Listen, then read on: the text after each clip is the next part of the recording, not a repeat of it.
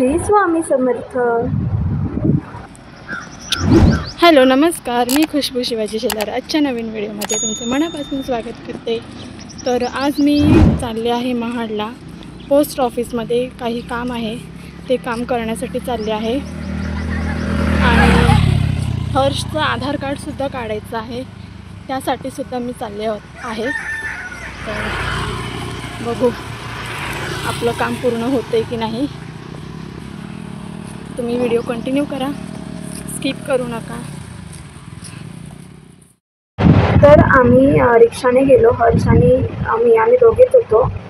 आणि हर्षला घेऊन, म्हणजे माहीतच असेल, लहान मुलांना घेऊन बाहेर जाणार, ते सुद्धा महत्त्वाच्या कामासाठी.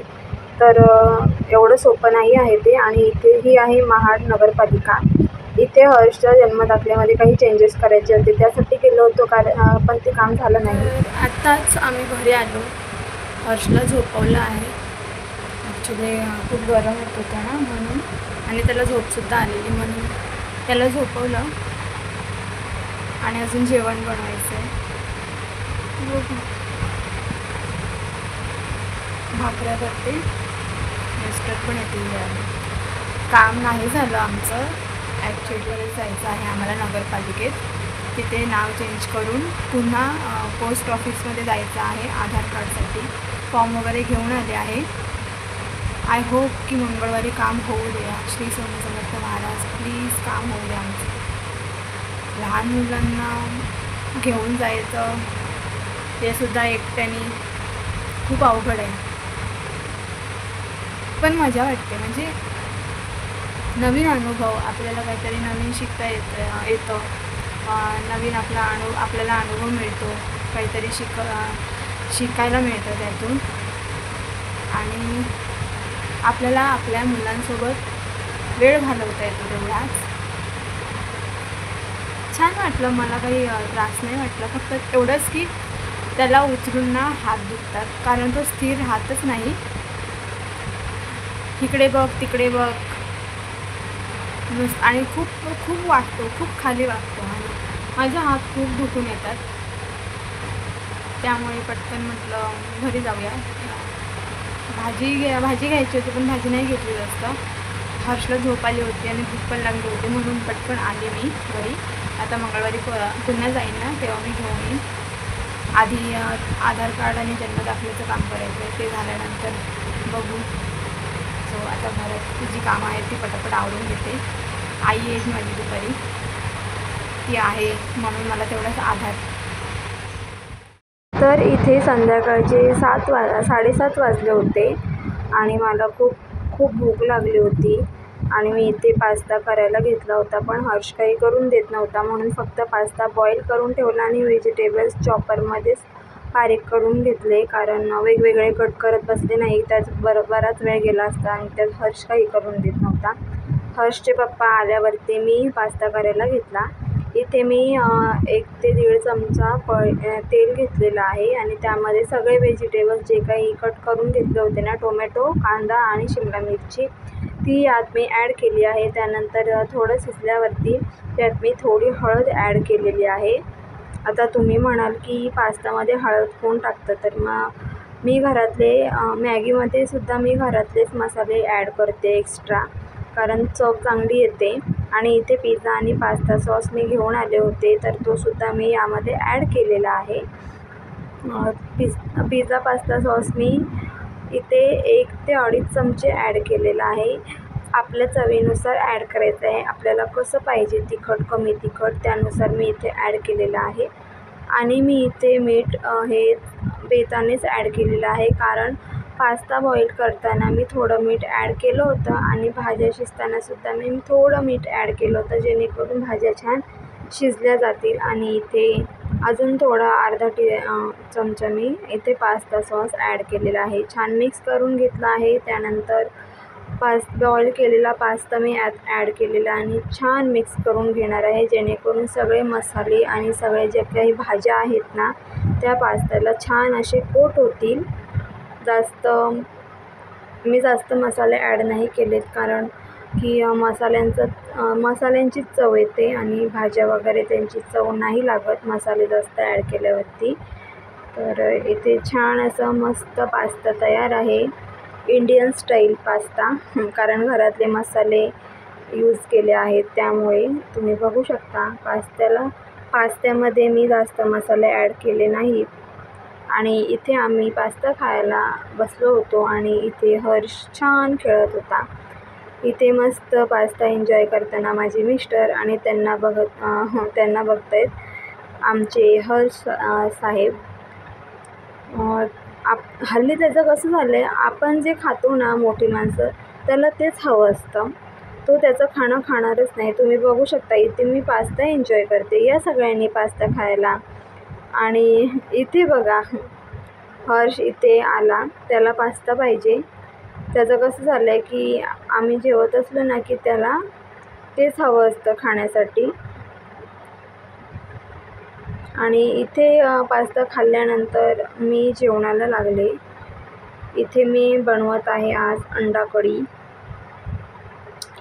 एक करी. इथे मी तेल तापत ठेवलं होतं 1 ते 1.5 चमचा. त्यात मी फोडणीला कढीपत्ता ॲड केला. त्यानंतर इथे मी वाटण केलं आहे, कच्चंच वाटण आहे, सुकं खोबरं आहे. त्यानंतर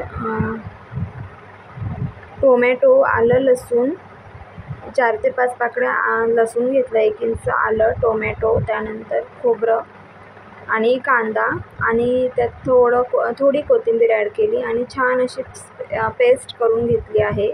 कच्चंच वाटण केलं आहे, भाजलं नव्हतं मी.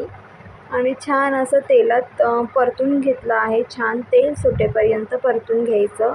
छान तरी येते त्याने आणि आपला मसालासुद्धा छान शिजला जातो भाजून घेतल्यावरती. तेलात जो काही पाण्याचा अंश असतो ना तो निघून जाईपर्यंत आपल्याला छान तेलात परतून घ्यायचं आहे. मी अशा पद्धतीनेच करते. तुमची पद्धत कशी आहे प्लीज मला कमेंट करून सांगा. मला खूप छान वाटतं तुमच्याकडून शिकण्यासाठी. काही आयडियाज, काही सजेशन असतील तर प्लीज ते सुद्धा माझ्यासोबत शेअर करा कमेंट्सद्वारे. आणि इथे मी व्यवस्थित मसाला छान शिजवून घेतला आहे पाण्याचा अंश जाईपर्यंत. आणि छान तेल सुटल्यानंतर मी यामध्ये मसाला ॲड केलेला आहे. 1/2 चमचा हळद, 2 चमचे तिखट आणि इथे किचन किंग मसाला मी वापरते. तर इथे बादशाहचा किचन किंग मसाला मी ॲड केलेला आहे, साधारण अर्धा चमचा. आणि छान असं मिक्स करून घ्यायचं आहे. छान तेलात परतून घ्यायचं आहे. आणि त्यानंतर आपल्याला थोडं पाणी ॲड करायचं आहे, जास्त नाही, थोडंच. आणि छान उकळी आल्यावरतीच त्यात मी बॉईल एग्स ॲड केले आहेत. मस्त असे छान तर्री येते. अशा पद्धतीने छान मसाला शिजवला ना की तर्री येते. तुम्ही बघू शकता मसाल्याला छान तेल सुटलेलं आहे आणि मस्त असा कलर आलेला आहे. तर अशा पद्धतीने मी एग करी आणि चिकनची ग्रेव्ही वगैरे अशा पद्धतीनेच करते. सध्या चिकन वगैरे बंद आहे कारण उष्णता वाढली आहे, त्यामुळे आम्ही चिकन वगैरे बंद केले आहे. आणि फिश पण चांगली भेटत नाही आता उन्हाळ्यामध्ये. इथे मी जो काही वाटण वाटलं होतं ना त्याच भांड्यात मी थोडं पाणी घेतलं आणि तेच पाणी मी यामध्ये ओतलं आहे. कोण असं करतं, म्हणजे कोण असं करतं की ते थोडंसुद्धा आपण वाया जाऊन देत नाही. वाटण असू दे नाही तर तेलाची पिशवी असू दे, तेलाची पिशवीसुद्धा मी निथळत ठेवते. अशी हे करून ठेवते किटलीवरती, जेणेकरून जो काही तेल असेल ना तो पूर्णपणे निथळला जाईल. आणि वाटणसुद्धा मी असंच करते. वाटणाचं भांडं असतं ना ते सुद्धा मी त्यात थोडं पाणी ॲड करते आणि तोच पाणी मी रस्स्यामध्ये वगैरे टाकते. आणि थोडं मीठ मी ॲड केलेलं आहे चवीनुसार. आणि छान अशी उकळी आली ना त्यानंतरच मी यामध्ये बॉईल एग्स ॲड करणार आहे. आता इथे तुम्ही बघू शकता छान तर्रीसुद्धा आलेली आहे. आणि एग्स मी असे कट करून घेतले आहे आणि रश्श्यामध्ये सोडत आहे. तर इथे एग्स ॲड करून झाल्यावरती इथे मी कसुरी मेथी ॲड करते, कारण एक आपले ऑलरेडी आम्ही बॉईल केले होते आणि 1 चमचा कसुरी मेथी हाताने क्रश करून टाकल्याने भाजीला छान असा अरोमा येतो आणि छान टेस्टसुद्धा येते कसुरी मेथीने. आणि त्यानंतर कसुरी मेथी ॲड केल्यावरती मी छान अशी मिक्स करून घेतली आणि झाकण ठेवून 1 ते 2 मिनटं वाफ काढून घेतली. आणि इथे छान अशी एक करी तयार आहे, तुम्ही बघू शकता. आणि आजचा व्हिडिओ एवढाच. आजचा व्हिडिओ तुम्हाला कसा वाटला कमेंट करून नक्की सांगा. व्हिडिओ आवडल्यास व्हिडिओला एक लाईक नक्की करा, छान छान कमेंट्स करा. आणि माझ्या चॅनलवर जर तुम्ही नवीन असाल तर प्लीज चॅनलला सबस्क्राईब करायला विसरू नका. पुन्हा भेटूया अशाच एका नवीन व्हिडिओमध्ये. तोपर्यंत सर्वांनी काळजी घ्या. Bye, take care.